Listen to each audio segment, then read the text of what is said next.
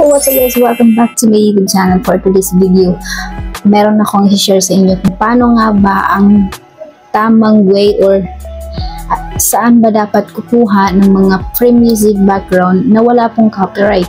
So sa video na to, yan po ang pag-uusapan natin.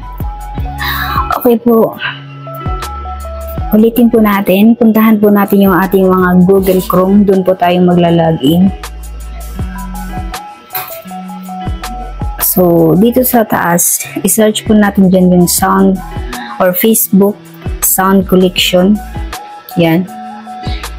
Click natin.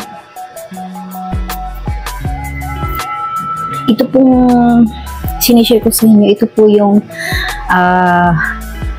free music na wala pong copyright. Pwede po nyo pong gamitin. So, nandito na po tayo. Ang gagawin natin, makikita nyo itong arrow.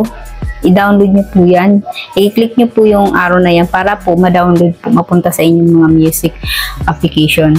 And kung gusto nyo naman yung bago nyo i-download, syempre kailangan natin pakinggan mo muna natin yung mga music dito. Depende na lang po sa inyo kung anong gusto nyo. Basta yun po yung for example, ayan, click ako kung anong music yan. Yun. Yan.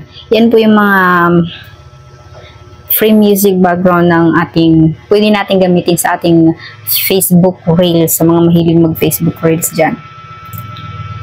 So, ganun lang po kung paano mag-download ng free music background para sa ating Facebook Reels na wala pong copyright. So, ganun lang po. Sana nakatulong itong video na to, at kung bago ka lang sa aking YouTube channel, please don't forget to like and subscribe my YouTube channel and click the notification bell para lagi po kayong updated kung mayroon tayong panibagong video tutorial. So, thank you so much guys. Bye!